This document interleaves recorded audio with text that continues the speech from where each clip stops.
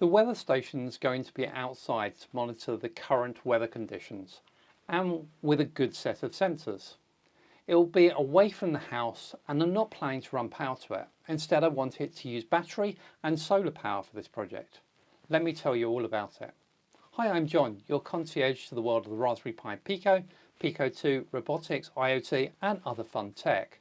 Remember to subscribe and join the community. This is my first jump into the world of solar powered projects. Plus, having to think about this project's exposure to the elements adds additional dimensions. So it's not surprising that this isn't the smoothest project journey I've taken.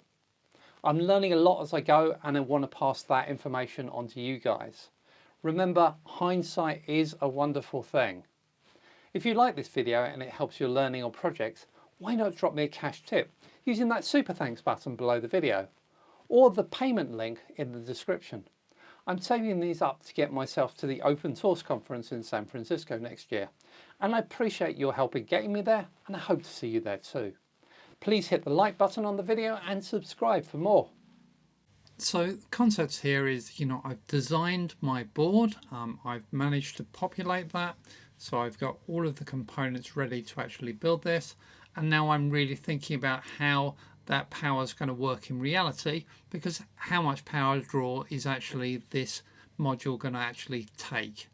And so we're thinking about the solar charging plus some sort of battery for the hours when I'm not going to get any slower power. Hours? Days? Who knows? Well, let's talk about that. This video is sponsored by WolfSSL. Every project needs to think about security, whether that's for internet protocols using TLS or local security such as secure boot, protecting the firmware and crypto hashing libraries. WolfSSL is a great partner for security. They provide well-documented security libraries for TLS, cryptography, secure boot and so much more, all in commercial support and open source versions. I use WolfSSL's libraries in nearly all my Pico projects. So go take another look at WolfSSL. So I've designed this to have power come in through this Pi-Moroni LiPo shim. And that's what's going to have the connections from the LiPo going through to VSys and can charge that LiPo when it's get power from the main VBus, which will be coming in through the board into VBus from our solar panel. So the idea here really is to stretch out the amount of power that we've got available from that battery by going through a cycle where we keep on waking up, doing the measurement, submitting those measurements and from the sensors to our cloud server, and then going back to sleep again and staying asleep where we're using less power because everything's turned off. Now in awake mode, the readings I've been getting from my multimeter shows that I'm using around 40 milliamps of power while I'm awake. When I go to sleep, I'm dropping down to 3.5 milliamps of power. So that's a really good drop of power and really successful. So that should really stretch out my power usage. Now, if you have watched my channel for a while and you remember the deep sleep episode where I showed how deep sleep works on the processor, you probably remember that I was able to get power down to 1.6 milliamps. So I've made a mistake here, haven't I, and done something wrong. I was going to use a rude word there, but I'll avoid that on this channel. Yes, I have made a mistake. I've overlooked a really obvious thing. There are two LEDs on the LiPo shim. One is a charging LED. That's fine, I don't care about that. That's burning a little bit more power while it's on charge, won't cause me a problem at all. The other one is a permanent power on LED, and so that's always on, and that's where that extra 2 milliamps of power I think is going. That's my theory at the moment, and yeah, that's not ideal. I think I could get around this and reduce this further, either by breaking that LED off the board, or actually I think I can rewire this LiPo shim in such a way that actually the LED won't fire, which is probably what I will do. But for now, I'm stuck with this 3.5 milliamps sleep cycle. So let's assume this is version 1 and we'll go with that. So my big challenge with really thinking about how I'm going to charge this is, when am I actually going to get power from charge? And my experience with playing around with solar panels so far is, really, unless you've actually got true sunlight, you're not actually going to get any charge or enough charge to really do very much. So if it's really overcast, which it quite often is during the winter in the UK, or we're not getting much light during the day, then we're not going to get very many hours of charge. So I need more than just a few hours of charge coming from this battery.